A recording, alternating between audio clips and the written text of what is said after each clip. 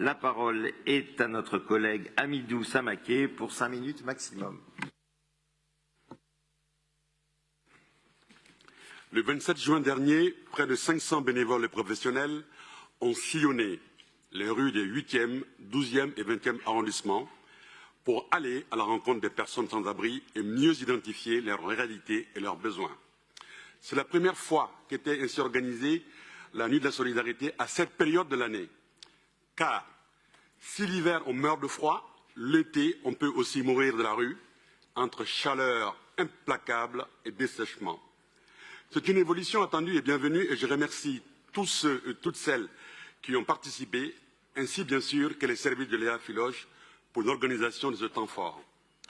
La nuit de la solidarité hivernale, dans la nuit du 26 au 27 janvier, nous avait d'ores et déjà alerté sur une hausse notable des personnes sans solution d'hébergement par rapport à 2022 et d'une augmentation en particulier de la part des femmes dans cette population, 14% des 3015 personnes dénombrées.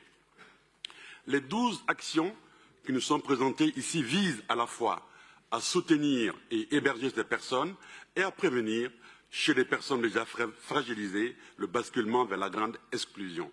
Cette délibération, elle s'inscrit dans un contexte où de nombreux voyants sont au rouge en termes d'urgence sociale et ce, partout en France.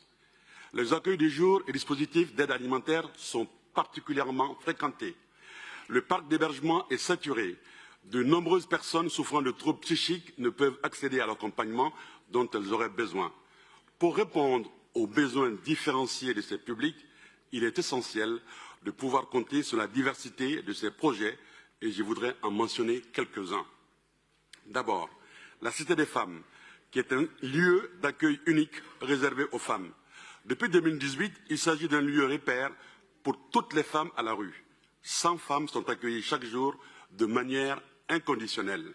Elles peuvent prendre une douche, se restaurer, avoir accès à un ordinateur, recharger leur téléphone. Les ateliers et activités régulièrement organisés également.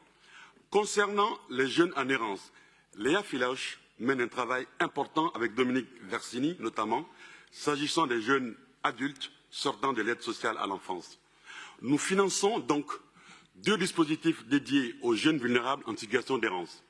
L'association Hors la rue a pour objectif de repérer et de rencontrer des mineurs étrangers en danger là où ils se trouvent afin d'établir avec eux une relation de confiance, de leur proposer un lieu d'écoute, d'échange et d'activité, de faire émerger chez eux l'envie d'adhérer à une alternative à l'errance et les accompagner dans la réalisation de leurs projets.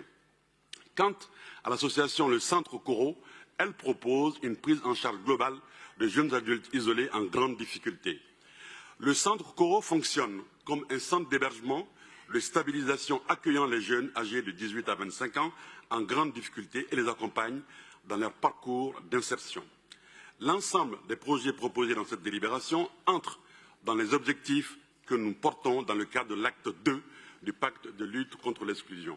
Je tiens ici à saluer la qualité des projets innovants, l'engagement et le travail de ces associations, ces bénévoles qui font de notre ville une ville bienveillante, accueillante, solidaire et inclusive. Je vous invite, chers collègues, à soutenir et à voter avec enthousiasme en faveur de cette belle délibération. Merci. Merci.